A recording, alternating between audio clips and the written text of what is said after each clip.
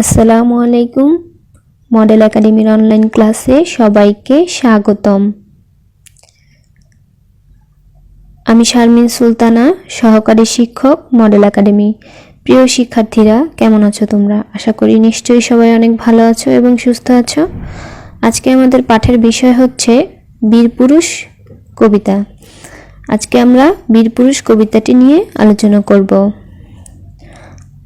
আজকের শিখন ফল: বীরপুরুষ কবিতাটি শুদ্ধভাবে বলতে পারবে, শব্দের অর্থ বলতে পারবে, শব্দ দিয়ে বাক্য গঠন করতে পারবে, প্রশ্নের উত্তর বলতে পারবে। শিক্ষার্থীরা, কবিতাটি পড়ার পূর্বে চলো আমরা কবি পরিচিতি সম্পর্কে জেনে নিই। বীরপুরুষ কবিতাটি লিখেছেন কবি রবীন্দ্রনাথ ঠাকুর।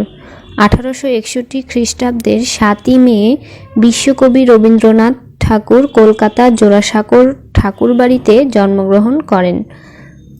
তিনি শুধু কবি নন, কথা সাহিত্যিক, নাট্যকার, দার্শনিক, গীতিকার, সুরস্রষ্টা, চিত্রশিল্পী, সমাজসেবী ও শিক্ষাবিদ।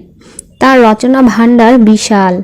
তিনি কবিতা, গল্প, উপন্যাস, প্রবন্ধ, নাটক রচনা করেছেন। এছাড়াও তিনি বহু চিঠিপত্র লিখেছেন। বীরপুরুষ কবিতাটি শিশু কাব্যগ্রন্থের অন্তর্গত। 1913 খ্রিস্টাব্দে রবীন্দ্রনাথ ঠাকুর সাহিত্যে নোবেল পুরস্কার লাভ করেন। 1941 খ্রিস্টাব্দের 7ই আগস্ট তিনি মৃত্যুবরণ করেন।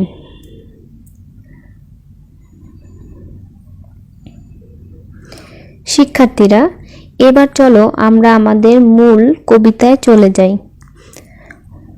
তোমরা তোমাদের বাংলা বইয়ের 84 পৃষ্ঠা বের করে সামনে নাও।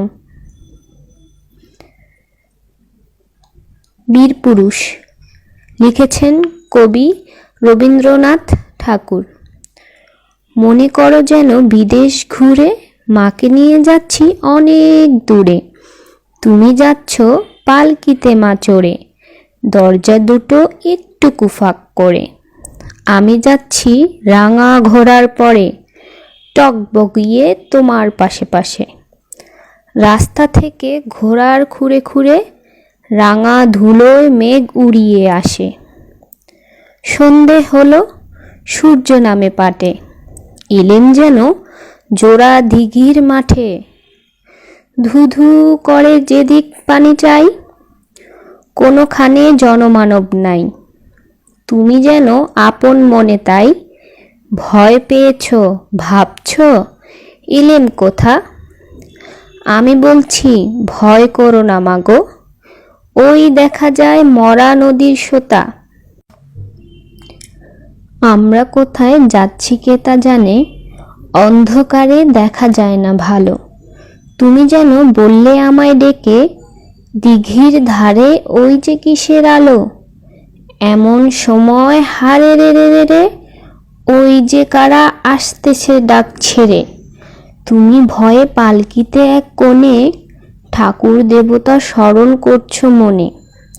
বেয়ারাগুলো পাশের কাটা বনে, পালকি ছেড়ে কাঁপছে থরথর। আমি যেন তোমায় বলছি ডেকে, আমি আছি ভয় কেন মা করো। তুমি বললে যাসনে খোকা ওরে, আমি বলি দেখো না চুপ করে। ছুটিয়ে ঘোড়া গেলেম তাদের মাঝে, ঢাল তলোয়ার ঝনঝনিয়ে বাজে। কি ভয়ানক লড়াই হলো মাঝে, শুনে তোমার গায়ে দেবে কাটা।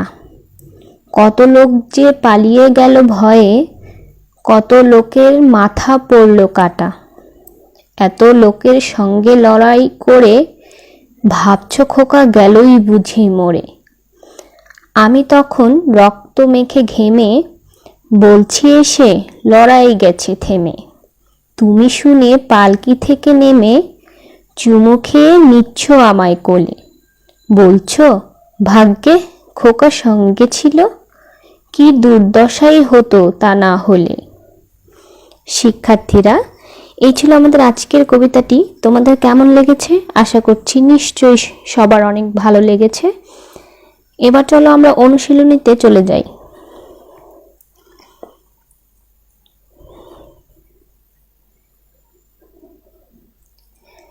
শিক্ষার্থীরা দেখো, এখানে অনুশীলনীতে 1 নম্বরে কবিতাটির মূল ভাব দেয়া আছে। শিশুরা কল্পনা করতে ভালোবাসে। এই কবিতাটিও তেমনি এক ছোট্ট শিশুর কল্পনা, অর্থাৎ আমরা এতক্ষণ যে কবিতাটি পড়লাম তা কি ছোট্ট একটি শিশুর কল্পনা ছিল। কল্পনায় সে মায়ের সঙ্গে দূর দেশে যায়। পথে সে ডাকাতদের মোকাবেলা করে, বীরের মতো লড়াই করে মাকে রক্ষা করে। 2 নম্বরে দেখো কিছু শব্দ রয়েছে, আমি তোমাদের শব্দের অর্থগুলো বলে দিচ্ছি, তোমরা খাতায় লিখে নিতে পারো। টকবগিয়ে অর্থ পানি ফুটবার মতো শব্দ করে। রাঙা অর্থ রঙিন। পাট অর্থ যেখানে সূর্য ডোবে। জোড়া দিঘি অর্থ যেখানে পাশাপাশি দুটি দিঘি রয়েছে। স্মরণ অর্থ মনে করা। বেয়ারা অর্থ যারা কাঁধে পালকি বহন করেন। থরথর অর্থ প্রচণ্ড কম্পন। ঝনঝনিয়ে অর্থ ঝনঝন শব্দ করে। দুর্দশা অর্থ খারাপ অবস্থা। সোতা অর্থ বহমান জলের মৃদু ধারা। শিক্ষার্থীরা এরপর দেখো 4 নম্বরে কিছু শব্দ এবং বাক্য গঠন দেয়া আছে। কাটা, কাটা অর্থ কেটে ফেলা। বাক্য গঠন আছে, অগ্রহায়ণ মাসে ধান কাটা শেষ হয়েছে। এরপর কাটা, কাটা বানানে কয়ের উপর চন্দ্রবিন্দু দেয়া আছে। বাক্য গঠন আছে, চোরা কাটায় মাঠ ভরে আছে। এরপর দেখো কোন, কোন দিয়ে বাক্য গঠন হচ্ছে, তুমি কোন কাজ করবে।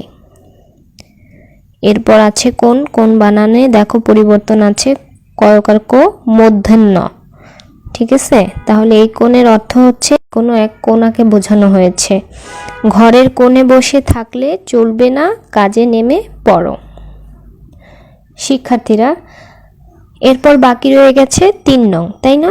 3 নংয়ে আছে দেখো প্রশ্ন। আশা করব এই প্রশ্নের উত্তরগুলো তোমরা অবশ্যই পারবে এবং তোমাদের আজকের পড়া হচ্ছে প্রশ্নের উত্তর। প্রশ্নগুলো আমি তোমাদের বলে দিচ্ছি। ক নংয়ে আছে দেখো, খোকা মাকে নিয়ে কোথায় যাচ্ছে। খোকা মাকে নিয়ে কোথায় যাচ্ছে এর উত্তর তোমরা সবাই জানো। খোকা মাকে নিয়ে বিদেশ ঘুরে অনেক দূরে যাচ্ছে, তাই না? এরপর খ, মা ও খোকা কিভাবে যাচ্ছে। গ, তারা কখন জোড়া দিঘির ঘাটে পৌঁছালো, এমন সময় কি ঘটল। ঘ, বেয়ারারা কোথায় পালালো। ও, ভাগ্যে খোকা সঙ্গে ছিল, মা এ কথা বললেন কেন। চ, বীরপুরুষ কে, সে কাদের হারিয়ে বীরপুরুষ হলো। শিক্ষার্থীরা আজকে তাহলে এ পর্যন্তই। আশা করব তোমরা বাসায় প্রশ্ন উত্তরগুলো সুন্দরভাবে পড়ে নেবে। সবাই সুস্থ থাকো এবং ভালো থাকো এই প্রত্যাশায় আজকের মতো ক্লাস এখানেই শেষ করছি। সবাইকে ধন্যবাদ।